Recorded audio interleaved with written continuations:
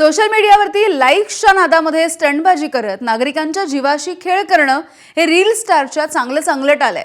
20 वर्षाच्या तरुणानं आपल्या थार गाडीनं वर्दळीच्या वेळेला फुटपाथवरती रॅश ड्रायव्हिंग केल्याचा व्हिडिओ समोर आलेला आहे आणि त्यानं पोस्ट केलेल्या या व्हिडिओवरती पोलिसांची नजर पडली आणि त्यांनी या स्टंटबाज तरुणाचा शोध घेतला।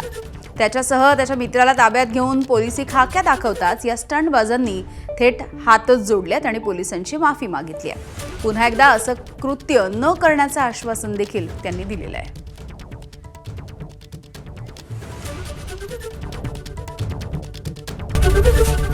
एबीपी माझा, उघडा डोळे बघा नीट।